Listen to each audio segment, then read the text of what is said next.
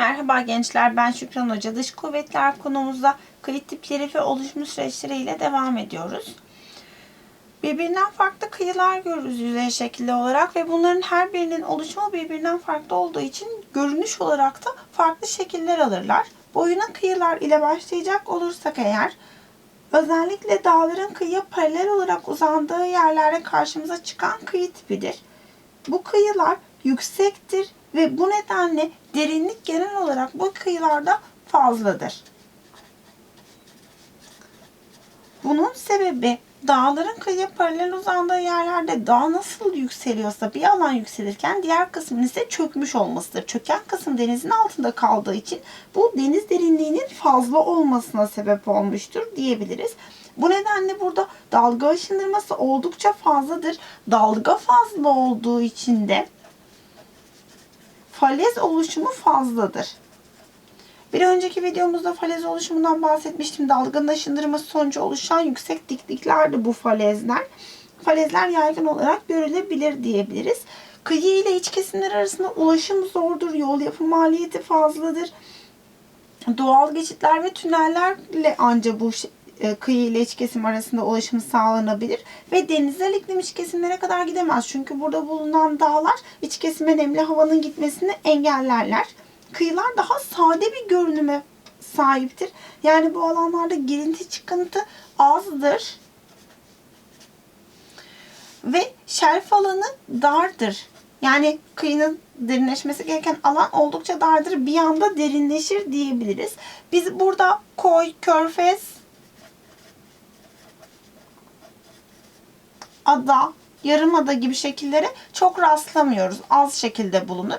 Boyuna kıyılar Türkiye'de Akdeniz ve Karadeniz bölgesinde karşımıza çıkar. Enine kıyıların özelliklerine baktığımızda ise dağların kıyı çizgisine dik bir şekilde uzandığı yerlerde karşımıza çıkan kıyı tipidir.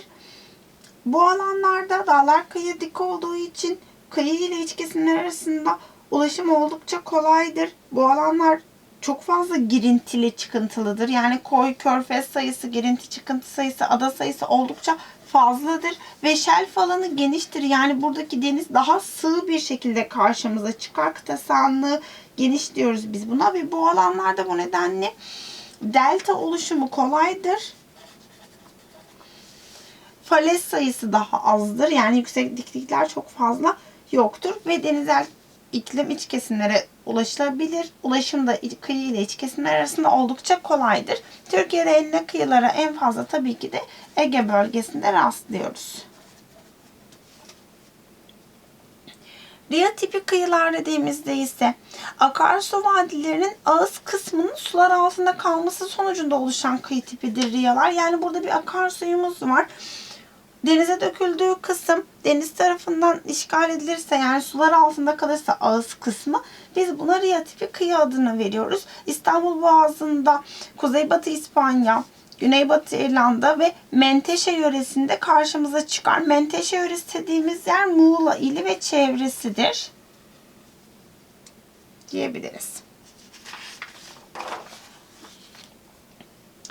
Dalmatça tipi kıyılar dediğimizde dağların kıyıya yakın olduğu ve paralel uzandığı yerlerde burada çökmeler meydana gelirse, yani bir epirojenik hareket, karanın yükselmesi, alçalması diyoruz ya, alçalma hareketiyle birlikte burada bulunan kısımlar artık ada görüntüsü alabilir. Yani deniz bu alanı dolduracağı için biz eskiden dağ olarak gördüğümüz yerleri artık ada gibi görebiliriz. Dağların zirveleri ada görüntüsü oluşturabilir. Biz bunlara Dalmatça tipi kıyı diyoruz. Çünkü herhangi bir Dalmatça köpeğinde de böyle adalar, benekler vardır ya, onun gibi düşünebilirsiniz bunu. Dalmatça kıyıları dediğimiz yer Hırvatistan ve çevresi olur.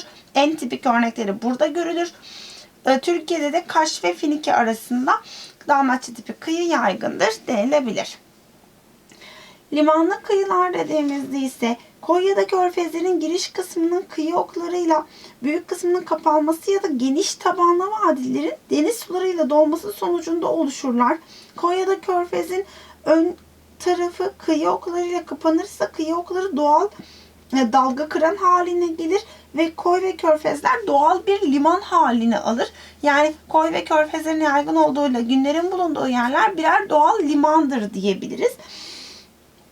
En güzel örneklerine Türkiye'de Kuzey Ege kıyılarında rastlayabiliriz. Büyükçekmece, Küçükçekmece kıyıları, yine Karadeniz'de Dnyeper Limanı, New York'un güneyi ve Ukrayna kıyıları bunların örnekleri olarak karşımıza çıkar. Limanlı kıyılara örnektir denilebilir. Fiyortlu kıyılar ise buzullar tarafından oluşturulan vadilerin, yani buzul vadilerinin buzul buradan gittikten sonra deniz suları tarafından doldurulması sonucunda oluşan kıyı tipleridir. Tabii ki fiyortlu kıyılara çok soğuk olan iklim bölgelerinde rastlanır. Deniz seviyesine kadar buzulun inebildiği yerlerde, yani yüksek enlemlerde rastlanır. Norveç bunların en güzel örneğidir diyebiliriz. Dikkatinizi çekerse fiyortlu kıyılarda denizin girdiği kısım oldukça geniş bir şekilde gösterilir. Bunun sebebi buzulun açtığı vadinin geniş profili, yani U profili olmasıdır diyebiliriz.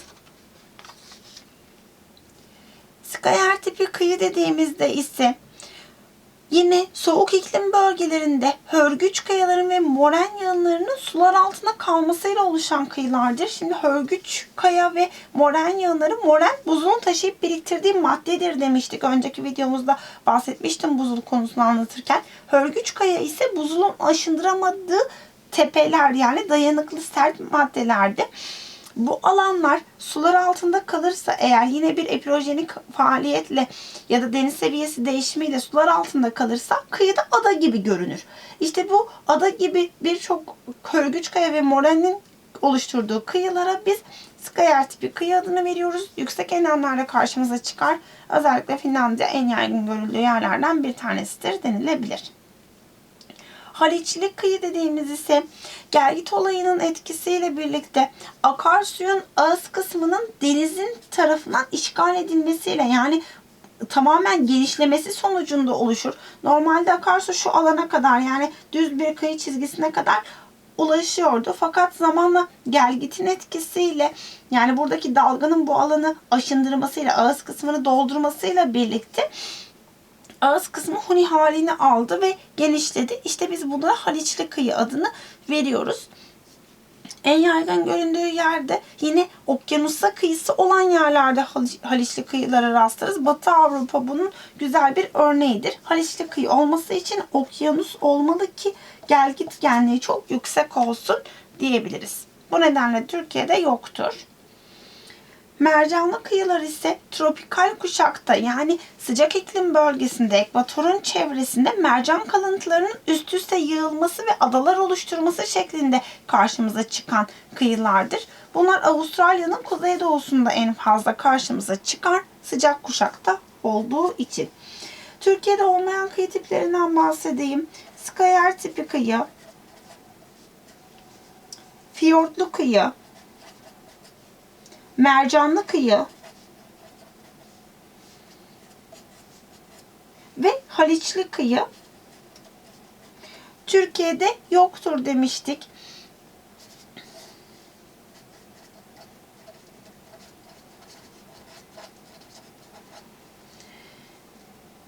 Skayer ve fiyortlu kıyı yüksek enlemlerde karşımıza çıktığı için, yani yine matematik konum sebebiyle, mercanlı kıyılar sıcak enlemlerde, alçak enlemlerde karşımıza çıktığı için matematik konum sebebiyle yoktur. Haliçli kıyı ise özel konum sebebiyle, yani okyanusa kıyısı olmadığı için yoktur. Bakın, bu üçünün sebebi matematik konum,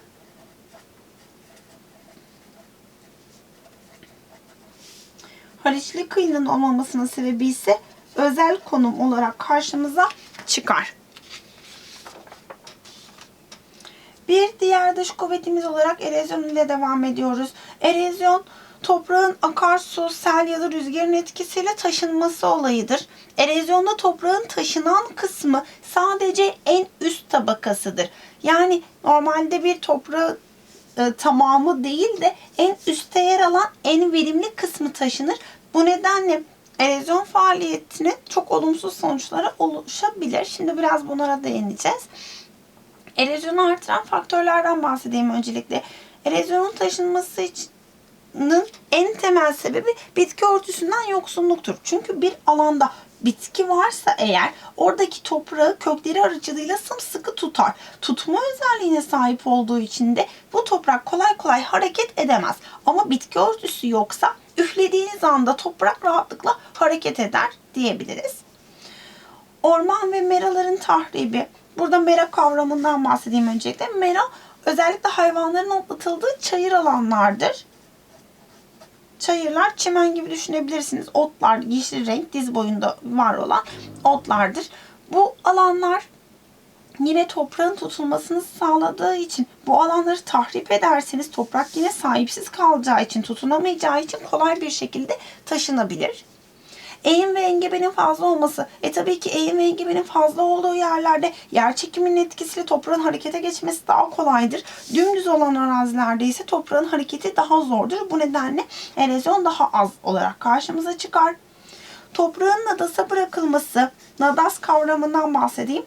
Nadas toprağı dinlendirmek amacıyla bir yıl ekip bir yıl ekmeme olayıdır. Yani toprağı boş bırakma. Ekmemek, boş bırakmak gibi düşünebilirsiniz.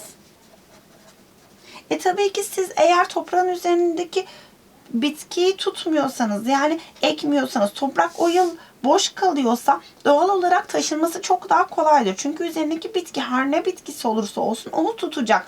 Ama siz eğer buraya buğday, çavdar, baklagil herhangi bir ürün ekmediyseniz toprağın taşınması daha kolay olacak ve bu nedenle erozyon da artacak diyebiliriz. Toprağın eğime paralel sürülmesi. Şimdi dağlık bir arazi düşünelim. Eğim zaten şu yönde. Yani yer çekiminin etkisine bağlı olarak. Siz bir de bu araziyi buna paralel bir şekilde sürerseniz toprağın aşağı inmesini kolaylaştırmış olursunuz. Bu nedenle toprak kesinlikle eğime paralel yönde sürülmemelidir. Ve yağışların düzensiz olması. Yağmur normalde az yağan bir bölge olarak düşündüğünüzde bir anda çok fazla yağarsa var olan toprağı alır ve o sel sularının etkisiyle toprak taşınmış olur. Bu nedenle erozyonu artırır diyebiliriz. Erozyonun sonuçlarına baktığımızda ise verimli tarım alanları azalır. Çünkü toprağın taşınan kısmı en üst kısmıdır. En üst kısmı ise toprağın en fazla minerallerinin barındığı en verimli olan kısmıdır. Bunlar gittiği için de tarım alanları azalmış olur. Tabii ki bunlar nereye gider? Baraj ve limanlara gider. Yani baraj ve limanlar zamanla toprakla dolacağı için kullanılamaz hale gelir. Bu da büyük bir zarardır devlet açısından diyebiliriz. Üste bulunan toprak ortadan kaybolduğu zaman altta yer alan ana kaya ortaya çıkmış olur. Yani yüzeyde daha kayalık bir görüntü oluşur. Ve toprağın su tutma özelliği olduğu için eğer o toprak oradan gittiyse bu bölgedeki sellenmeler artar. Çünkü artık suyu tutacak bir madde yok. Ana kaya var. Ana kayanın da suyu emme özelliği bulunmuyorsa eğer sel olayının artmasına sebep olur diyebiliriz. Bu nedenle bizim erozyonu engellememiz gerekir. Peki engellemek için neler yapmalıyız? Öncelikle bitki örtüsü gürleştirilmeli diyebiliriz. Çünkü toprağı en sıkı tutan şey bitki örtüsüdür. Yani toprağı kesinlikle boş bırakmamalı. Üzerine ağaçlandırma yapmalıyız. Yamaçlarda taraçalama yapmalıyız. Taraçalama nedir diye düşündüğümüz zaman bir yamacın şu şekilde olduğunu düşünelim. Biz bunu basamaklandırırsak toprağın hareket etmesini engellemiş oluruz. Yani yapay setler kurarak taraçalandırma, basamaklandırma yapıp düzleştirirsek sahayı engellemiş oluruz erozyonu ve toprağın taşınmasını diyebilirim. Tarlalar eğime dik sürülmeli. Az önce bahsettiğim gibi eğimimiz bu şekilde. Zaten bu şekilde sürmeye devam edersek biz toprağın hareketini kolaylaştırırız. Oysa buna dik bir şekilde yani yatay yönde sürmüş olursak toprağın hareket etmesi güçleşmiş olur diyebiliriz. Ve kesinlikle toprak boş bırakılmamalı. Bunun yerine nöbetleşe ekim yapılmalı. Nöbetleşe ekimde ise her yıl farklı bir ürünün ekilerek topraktaki minerallerin alınması sağlanmalı. Yani bir yıl buğday ektiysek bir sonraki yıl nohut ekebiliriz. Bir sonraki yıl mercimek ekebiliriz. Farklı ürünler ile toprak hiçbir şekilde boş kalmayacak şekilde nöbetleşe farklı ürünlerin yer değiştirmesi ile yapılan ekime biz nöbetleşe ekim adını veriyoruz. Heyelan dediğimizde ise yamaçlardaki toprak tabakasının kütle halinde yani tamamen yerinden hareket etmesine biz heyelan adını veririz. Heyelanlarda hareket eden toprak kütle haline yani bütünen olduğu için oluşturduğu sonuçlar çok daha fazladır ve gözlemlenebilir. Erozyonu biz gözümüzle gözlemleyemiyoruz. Çünkü sadece en üst tabakası, üstte bulunan ince toprak tabakası hareket edeceği için bunun gözlemlenmesi daha uzun sürerken heyelanda bir anda üzerinize düşen bir kaya yağını, toprak yağını görebilirsiniz. Bu nedenle heyelan daha kısa sürede oluşur ve etkisini hemen gösterir denilebilir. Heyelanın sebeplerine baktığımızda yağışın fazla olması ve kar erimeleri buradaki toprak tabakasının kütle halinde tamamen hareket etmesine sebep olabilir. Çünkü eğimin fazla olduğu bir arazide yağış da fazlaysa ve buradaki kayalar toprağın cinsi killi ise biliyorsunuz ki kil ıslandığı zaman kaygan bir zemin oluşturur. Kille oynayanlar, kil maskesi yapanlar bunu çok iyi bilir. Yapısı kaygandır ve hareket etmesi çok kolaydır. Doğal olarak eğer arazi killi ise yani kolay hareket edebilen bir cinstense yağmur varsa ıslandığı zaman bu alan ıslandığı zaman eğim de engebe de fazlaysa tabaka halinde yani kütle olarak üstte bulunan bir alan aşağıya doğru rahatlıkla hareket edebilir. Bir de burada tabakaların doğrultusu eğer yatay bir şekildeyse ve bu yataylık eğime paralel bir şekilde devam ediyorsa yani hareket etmesi kolaysa çok daha kolay bir şekilde kütle halinde hareket edebilir. Dik bir şekilde ise hareket etmesi daha zordur. Şu şekilde olsa daha zor hareket edecekti gibi düşünebilirsiniz. Ve aynı zamanda şiddetli bir deprem meydana geldiğinde bu araziyi sarsacağı için bu sarsma sonucunda da kütle halinde toprak harekete geçmiş olabilir. Heyelanlar maalesef ki engellenemez. Yani bizim yapabileceğimiz alabileceğimiz tek önlem heyelan riski olan yerlerden uzak yerlere yerleşim birimi kurmaktır.